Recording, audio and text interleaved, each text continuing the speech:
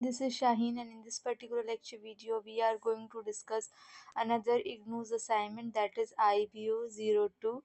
और इसमें हम लोग डिस्कस करने वाले हैं इंटरनेशनल मार्केटिंग मैनेजमेंट। इसमें 5 क्वेश्चंस है, वन बाय वन हम इन सारे क्वेश्चंस को डिस्कस करेंगे और अपने असाइनमेंट को प्रॉपरली समझेंगे भी कि असाइनमेंट में करना क्या है।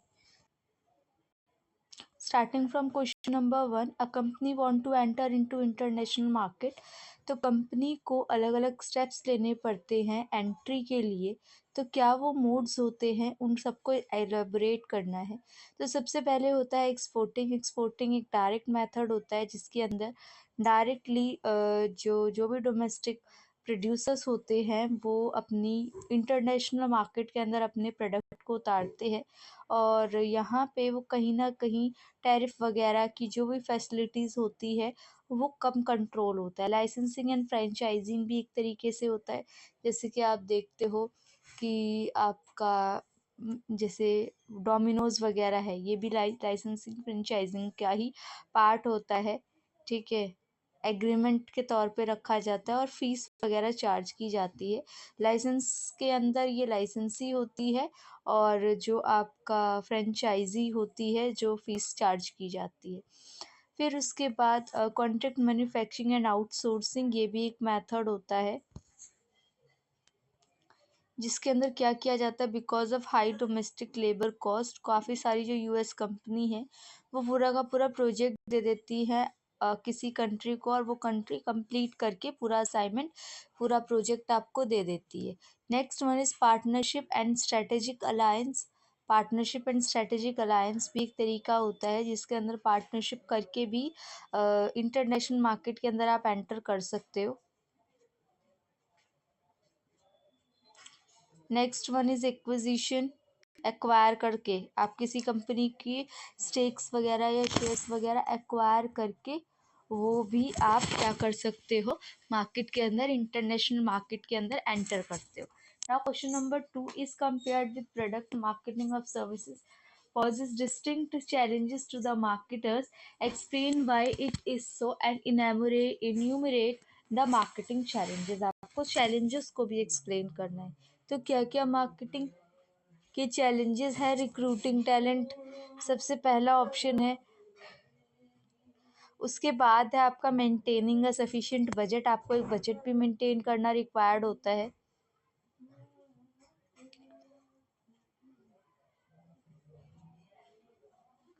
Third one is generating Leeds,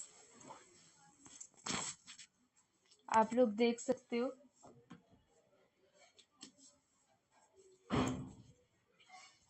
fourth one is finding the right tool. Right tool को चूज करना भी एक तरीके का मुश्किल काम होता है।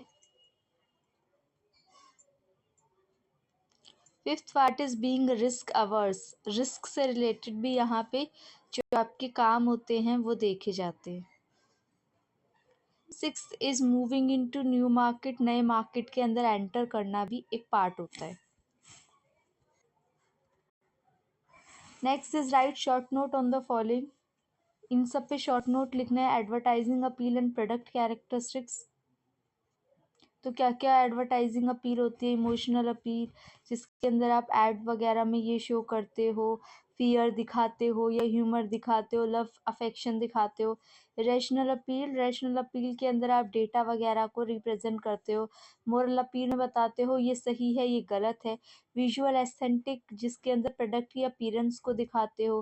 फंक्शनैलिटी में कैसे फंक्शन काम कर रहा है उसको जस्टिफाई करते हो। सेकंड पार्ट के अंदर आएगा ईपीआरजी। तो ये ईपीआरजी की फुल फॉर्म आती है ethnocentric, polycentric, regiocentric and geocentric.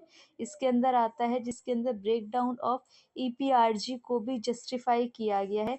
इसमें इथनोसेंट्रिक का मतलब क्या होता है, जब कंपनी ये मानती है कि होम मार्केट के अंदर जो भी सप्लाई कर रहे हैं वही आपका ग्लोबल मार्केट के अंदर भी चलेगा। पॉलीसेंट्रिक का मतलब होता है जो लोकलाइज्ड प्रोडक्ट बिक रहा है वही पूरी मार्केट के अंदर बिकना चाहिए। रीजनोसेंट्रिक क्या होता है, रीजन की सिमिलैरिटी के अकॉर्डिंग।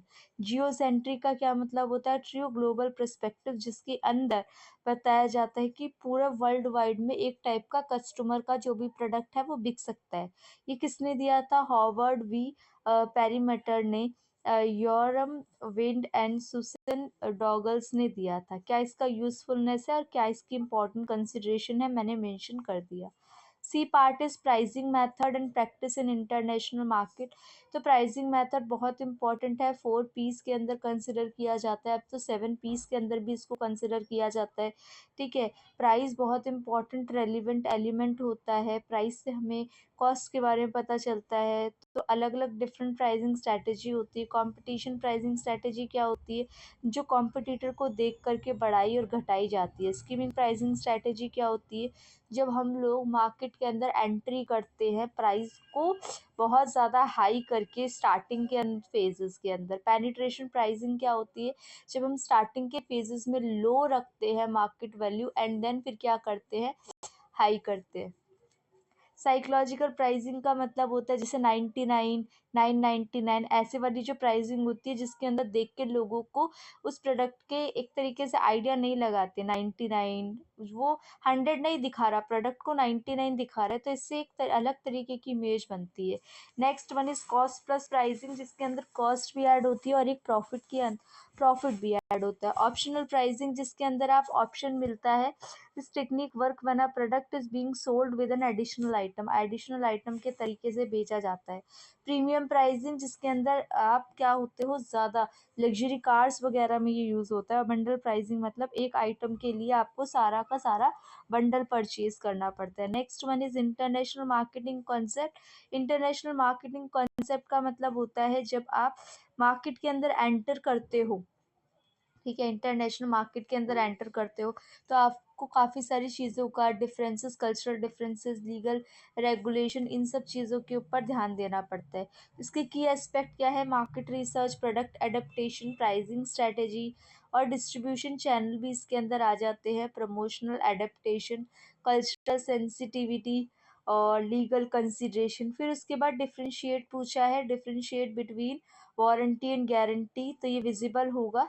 वारंटी क्या होता है, एक तरीके का प्रॉमिस होता है issue to the buyer to the seller to the assurance the genuineness of the product.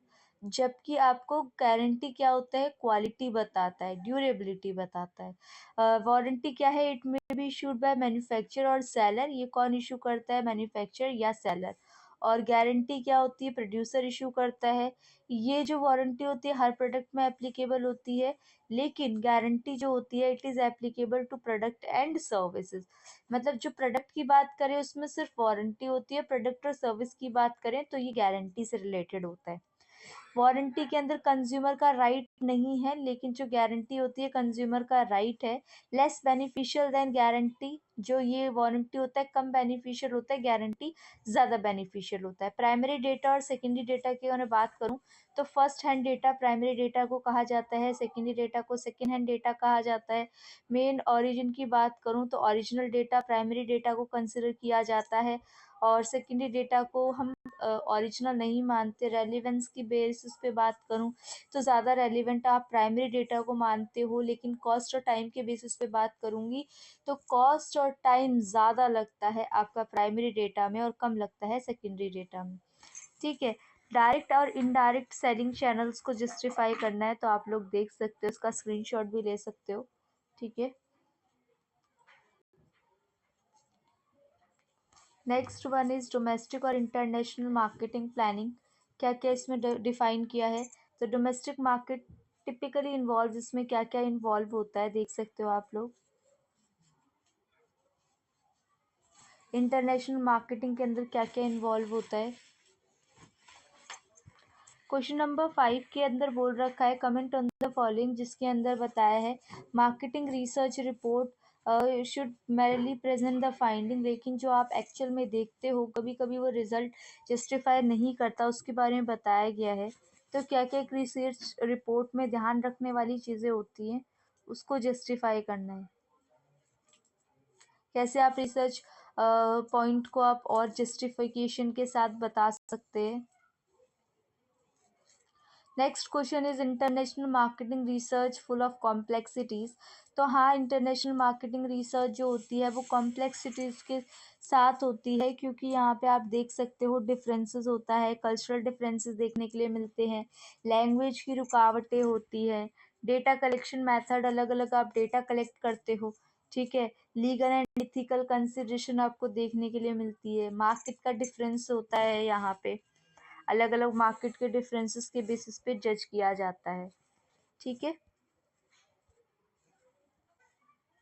C part is global positioning is most effective for product category.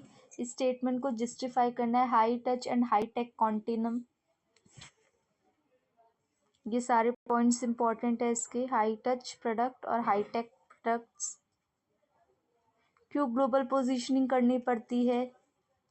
क्योंकि ये एक यूनिवर्सल अपील है, इमोशनल टच हो जाता है इसमें। इकोनॉमीज ऑफ स्केल, जब आप बहुत ज़्यादा लेवल पे कोई प्रोडक्ट बनाते हो तो उससे कॉस्ट कम हो जाती है। ब्रांड एक स्ट्रेंथ की तरीके से रोल प्ले करता है। मिडल रेंज प्रोडक्ट के लिए प्रॉब्लम क्रिएट होती है, क्या चैलेंजेस होते हैं, उसको जस्टिफाई किया गया है। और जो लास्ट पार्ट है इसका, फिर हमारा लेक्चर कंप्लीट हो जाएगा। That is analyse of legal condition are a very crucial component in selecting foreign market. उनको लीगल कंसिडरेशन बताया, लीगल कंसिडरेशन बहुत इंपॉर्टेंट हो जाती है, ठीक है। Why legal analyse is essential, जैसे एफडीआई है, जब आप अलग अलग सेक्टर्स में काम कर रहे हो तो वो रिस्ट्रिक्टिंग सेक्टर्स हो जाते हैं। Trade law and tariff, trade law and tariff में import duty, tariff, trade barrier, ये क्या होते हैं, एक तरीके से प्रॉफिटेबिलिटी का पार्ट बन जाते हैं। Consumer protection law, IPR, intellectual property right. Trademark and patent protection अलग अलग नेशन के हिसाब से अलग अलग होती है। Fifth part is employment and labour law, ये भी आपके लिए इम्पोर्टेंट हो जाता है। Countries have different ways regulation, working condition and hiring policy, और इसको हम समझते हैं मैन्युफैक्चरिंग और सर्विस ऑपरेशन अब्रॉड, बाहर की जब हम कंट्रीज से हम जब डील करते हैं तब भी इन लॉज को हम समझते हैं। Now that is all for this lecture, जिसके अंदर हम लोगों ने पूरे IBO 02 को डिस्कस कर लिया है। बाकी आप लोगों से नेक्स्ट लेक्चर वीडियो में मीटअप करते हैं, तब तक आप चैनल को सब्सक्राइब करें, शेयर करें video as more as possible. Thank you for watching and be happy students. PDF के लिए आप लोग कमेंट सेक्शन में मेंशन करना, मैं आपको PDF अवेलेबल करा दूंगी।